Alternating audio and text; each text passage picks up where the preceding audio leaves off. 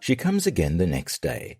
She has some sugar jujubes in her palms, chewy candies that you buy for cheap in roadside shops.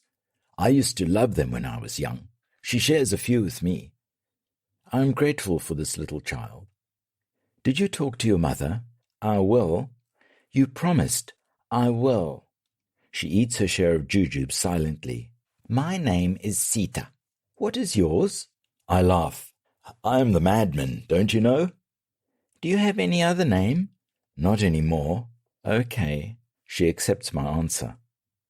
I tear up at her innocence. For a while, the world seems more hopeful. She stays there for a while, talking and drawing. Then she runs away. Sita comes every day. Her arrival has become part of my daily routine.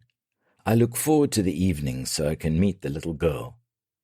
I learn that she has a fair idea of her mother's work. After all, she is in a corner of the room when her mother's clients come in the night, expected to be asleep. I feel enraged and helpless. Hers is a lonely childhood. It is difficult for a prostitute's daughter to keep friends. The men who come to their house at night with gifts disown them in daylight.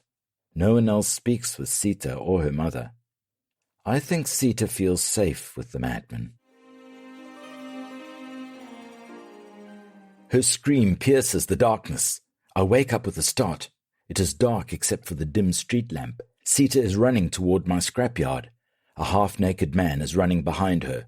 In the distance, I see Sita's mother stagger out of her door and crash to the ground. Sita continues to run toward me. Her clothes are ripped apart.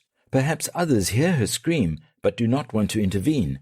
Perhaps they are quietly telling themselves that the prostitute and her child are getting their comeuppance. I rush toward her, stepping over rusty metal and shreds of tires. Sita rushes into my arms.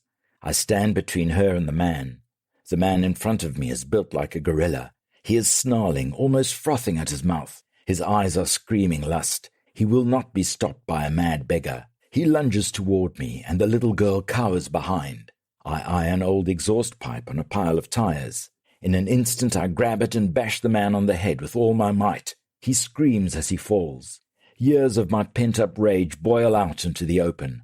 I am angry at myself. I am angry at the world. I am angry at existence. I am angry at the gods who see injustice but hide behind stupid stories of karma. I do not hold back. I hit, I slash, I thrust with fury.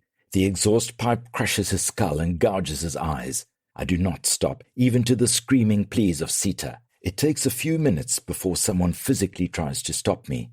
Someone in the street has decided to intervene. They did not intervene for the little girl a few minutes ago.